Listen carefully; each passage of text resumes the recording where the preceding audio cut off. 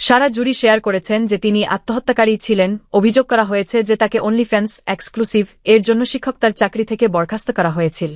সারা জুরির জীবন উল্টে যায় যখন তিনি তার অনলিফ্যান্স অ্যাকাউন্ট চালু করেন এবং তাৎক্ষণিকভাবে তাকে তার শিক্ষক তার চাকরি থেকে বরখাস্ত করা হয়।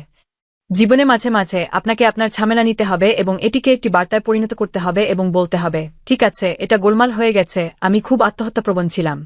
আমি সত্যিই নিজেকে প্রায় মেরে ফেলছিলাম। 4 বছর বয়সী জুরি তার নতুন বই ডায়েরি অফ অ্যান অনলিফ্যান্স মডেলের প্রচারের সময় আশ উইকলিয়ের সাথে একচেটিয়াভাবে শেয়ার করেছিলেন। প্রথমে, জুরি একজন সংগ্রামী এক মা ছিলেন এবং তার যমজ সন্তানদের লালন পালনের সময় অতিরিক্ত অর্থ উপার্জনের উপায় হিসাবে তার অনলিফ্যান্স ক্যারিয়ার শুরু করার ধারণাটি পেয়েছিলেন। শহরে একজন মহিলা ছিলেন এবং তিনি একটি পৃষ্ঠা শুরু করেছিলেন এবং তিনি মাসে প্রায় $1,000 আজ করেছিলেন, জুরি শেয়ার করেছেন। তাই আমার মনে হচ্ছিল, আচ্ছা, যদি গ্রীষ্মের ছুটিতে এটা চেষ্টা করে দেখি কেমন হয়। আমি কখনো প্ল্যাটফর্মে ছিলাম না, আসলে এ সম্পর্কে খুব বেশি কিছু জানতাম না। আমি ভাবছিলাম, আচ্ছা, যদি আমি এমন 2 মাস ভালোভাবে কাটাতে পারতাম তাহলে আমি আমার ক্রেডিট কার্ডের ঋণ পরিশোধ করতে পারতাম। কয়েক সপ্তাহের মধ্যেই জুরি একটি নোসফু ছবি শেয়ার করেন যা তাৎক্ষণিকভাবে সোশ্যাল মিডিয়ায় ছড়িয়ে ছিটিয়ে দেওয়া হয় এবং তার নিয়োগকর্তার কাছে পাঠানো হয়, যার ফলে তাকে চাকরিচ্যুত করা হয় বলে অভিযোগ। এটা সত্যিই দ্রুত ঘটেছিল, তিনি দাবি করেন। এটা ছিল একটা ঘূর্ণিঝড়। আমার জন্য অনেক দুঃখের, কারণ আমি একজন শিক্ষক হতে ভালোবাসতাম। এটাই ছিল আমার পরিচয়, এটাই ছিল আমার ক্যারিয়ার যার জন্য আমি আমার জীবন উৎসর্গ করেছিলাম। আমি 20 বছর ধরে একজন শিক্ষক ছিলাম।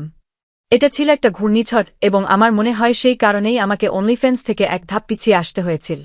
আমি গত 2 বছর ছুটি নিয়েছিলাম সত্যিই নিরাময় করতে, প্রক্রিয়া করতে এবং সাজানোর জন্য। কি হয়েছে? ঘটনার পরে ফটসর এবং আত্মহত্যার ধারণার সাথে মোকাবিলা করার সময় জুরি ব্যাখ্যা করেছিলেন যে তিনি এমন এক পর্যায়ে পৌঁছেছিলেন যেখানে তিনি সিদ্ধান্ত নিয়েছিলেন যে তার সত্যিই সাহায্যের প্রয়োজন এবং আর এই লড়াই এবং পালিয়ে যেতে চান না। তিনি আরোগ্যের উপায় হিসাবে কেটামিন থেরাপির দিকে ঝুঁকে পড়েন এবং তার কাছ থেকে শব্দ প্রবাহিত হতে শুরু করে, যার ফলে তার নতুন বই প্রকাশিত হয়। আমি মনে করি এটি লোকেদের দেখায় যে আপনার গল্প শেষ হয়নি। তিনি লেখক হওয়ার তার পথ সম্পর্কে বলেছিলেন। আপনি আক্ষরিক অর্থেই আপনার গল্পের লেখক হতে পারবেন। আপনি বিশ্বকে দেখাতে পারবেন যে আপনি কে এবং যে কোনো সময়ে আপনি এই বিশ্বকে একটি গল্পের মোড় দিতে পারেন।